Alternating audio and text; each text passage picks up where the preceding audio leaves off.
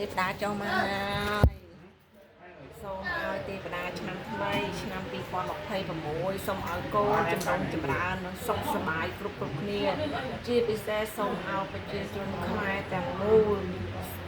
និងប្រជាជនខ្មែរទាំងអស់សូមឲ្យសុខសប្បាយនិងបានសន្តិភាពមកវិញ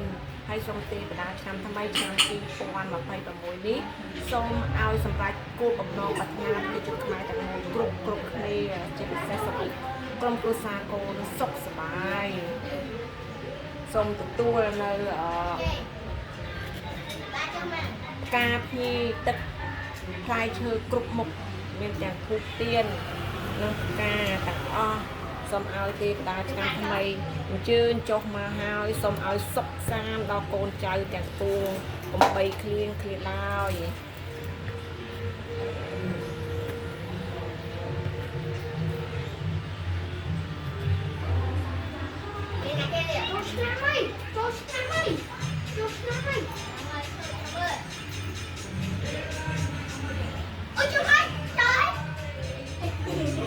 ម៉ោង8ម៉ោង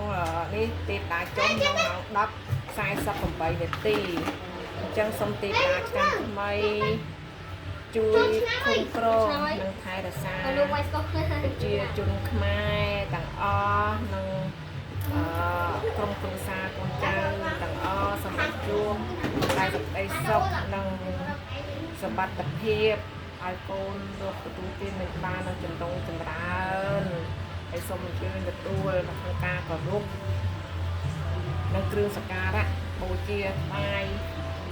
ទេវតាឆ្នាំថ្មីសូមឲ្យទទួលនូវសុខនិងចម្រើន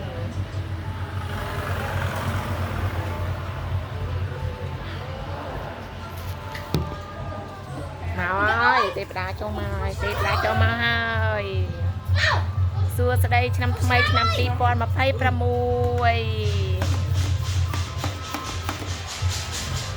ចុះហើយមក10:48នាទីត្រឹមខ្ញុំបានរៀបចំមកហើយមានទាំងកាត់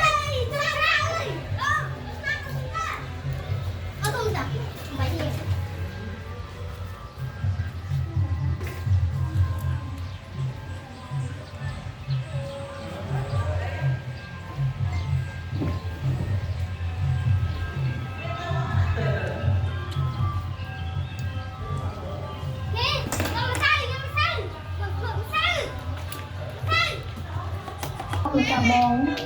តើប្រជានុរាស្ត្រទាំងអស់បានរស់នៅសុខទុក្ខយ៉ាងណាដែរទៅត្រាទូល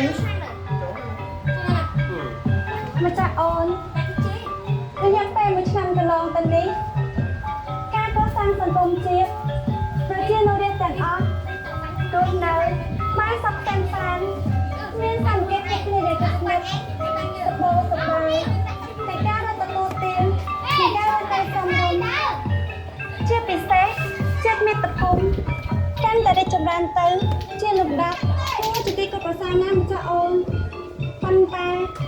ជាអកុសលព្រះរាជាណាចក្រកម្ពុជាបានទទួលរងនូវការឈ្លានពានពីប្រទេសជិតខាង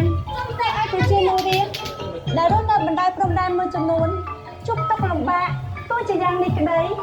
ថ្នាក់ដឹកនាំគ្រប់លំដាប់ថ្នាក់ព្រះមហាក្សត្ររដ្ឋសភានិងរដ្ឋាភិបាលកម្ពុជាបានយកចិត្តទុកដាក់អំពីសុខទុក្ខរបស់ប្រជាពលរដ្ឋដែលរងគ្រោះទាំងអស់នោះជាពិសេសគឺមានកម្លាំងមហាសាមគ្គីភាពគ្នានៃគ្រួសារខ្មែរស្មារតីខ្មែរជួយខ្មែរបានវិញជាធ្លុងមហាសាមគ្គីភាពបង្កើតជាចលនាជាតិដ៏រឹងមាំមួយចូលរួមឧបត្ថម្ភគ្រប់គ្រងទាំងស្មារតីថវិកាសម្ភារៈដល់ប្រជាពលរដ្ឋដែលជាជនរងគ្រោះនិងកងកម្លាំងដ៏អង់អាចក្លាហានដែលឈរជើងប្រយុទ្ធការពារបូរណភាពទឹកដីពីសត្រូវឈានពានមកដល់ពេលនេះ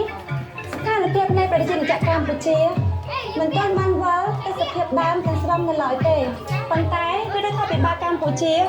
នៅតែបន្តខិតខំប្រឹងប្រែងដោះស្រាយ